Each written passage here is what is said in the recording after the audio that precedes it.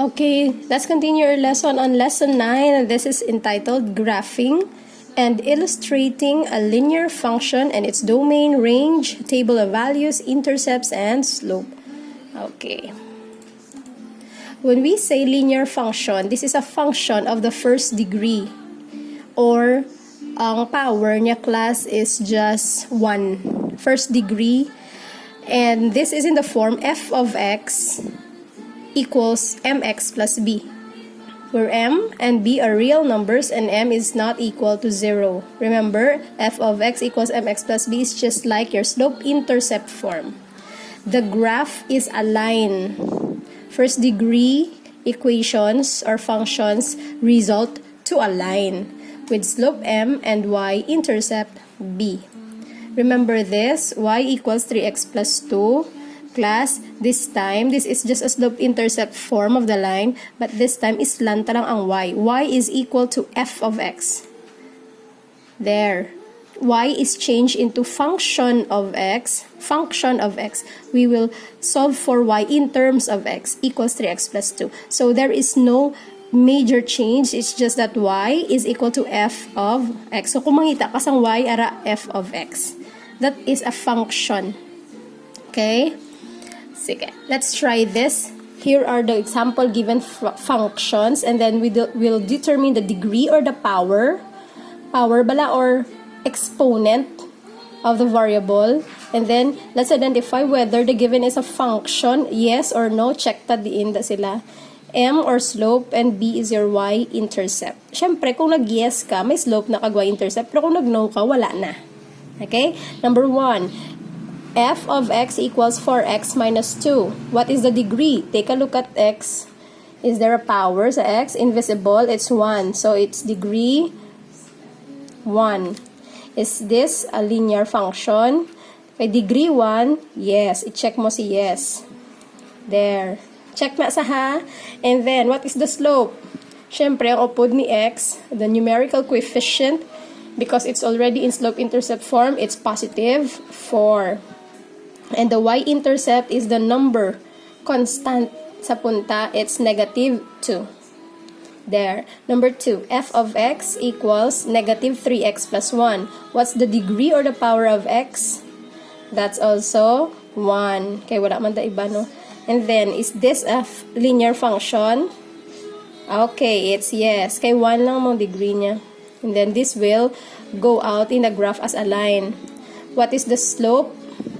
It's negative 3, the numerical coefficient of x. And what is the constant, which is our y-intercept? It's positive 1. There. Number 3, f of x equals x squared minus 5. What's the power or degree of x? It's 2. Ano power yo? So, you're right, 2. Now, tiki ang describe de first degree lang. So, this is not a linear function. This is already a parabola.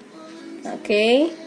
And I think this is a parabola facing to the right. And so, this is not a linear function. So, answer ta no. Since this is not a line anymore, this is a parabola, wala slope kag y-intercept. Next, last, number 4. F of x equals x minus 5.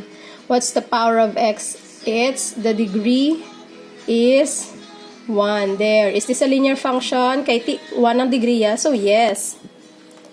There. What is the slope? Since wala upod si x, automatic it's 1. Numerical coefficient, yeah. What's the y-intercept? That's the constant here. It's negative 5. There. So, completed na. You will answer this also later. Okay. Next. How about this example? Function of x equals 3x. We will solve for the function of x, tapos i-graph ta. We will substitute values for x. O, ikaw na ma-decide. So, as for me, akong decision na rao, na ang question is, find function of x at negative 1, f of negative 1, f of 0, kag f of 1. Meaning, we will substitute negative 1 to our x here,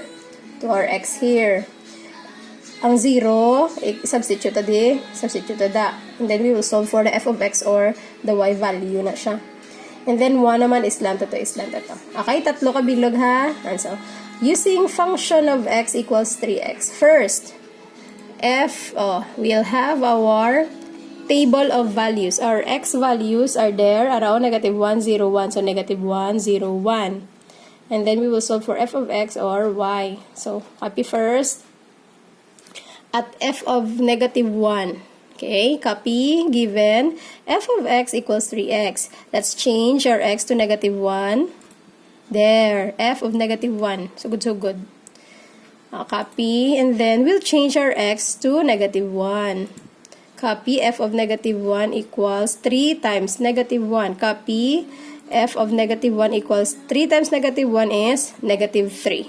So, meaning, if your value of x is at negative 1, your answer is negative 3. So, your y or f of x is negative 3. Okay? Next, f of 0. Function at 0. Copy, f of x equals 3x. We'll change our x here to f of 0.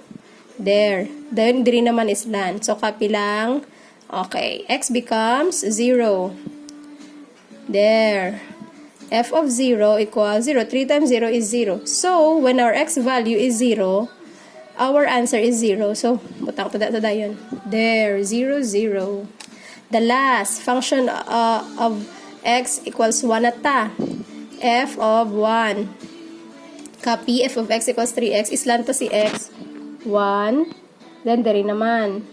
F of 1 equals 3 times x. X becomes 1. There, copy. F of 1 equals 3 times 1, 3. So, kung si x mo kuno 1, the value of your f of x is 3. Or y na siya. Okay, 3. There. So, makita tang ordered pair, no? Negative 1, negative 3, 0, 0, 1, 3. So, ma-reflect na siya sa imo nga table of values. Negative 1, negative 3, 0, 0, 1, 3. So, i-graph ta na siya dayon. Okay, having this given, there, function of x equals 3x, the domain are the x values, so negative 1, 0, 1, set of, na siya, domain, set sang range naman, aran sa dalom, negative 3, 0, 3. Okay, based on the graph, based on the table of values, ipares na sila, will graph, negative 1, negative 3, our x is negative 1, this siya, and then negative 3y, so the point must be here. Okay, point, there. Next, second point, 0, 0. Our x is 0, y is 0. Sorry, siya sa origin. Okay, point, okay, last nga point is 1, 3. X is 1 and y is 3. 1, 3, dapat already siya. Point, okay. So, let's connect the points and then we will have our line. So, this is the line. The graph of the function of x equals 3x. See, kung function na siya, straight line na siya. Okay. Okay. Keep on repeating this video so that you can answer lesson 9 activities. Finish this table. Tatlo lang kabilog na functions. Supply the degree. Check whether this is a line or not. Give the slope and y-intercept. And test 2. Ariklaso. Use f of x equals x plus 1. And then find f of negative 1, f of 0, f of 1, f of 2. Then, i-graph mo siya. Just what I did. Okay? For questions and for more information, just repeat on watching this video so that you'll understand the lesson. Thank you very much.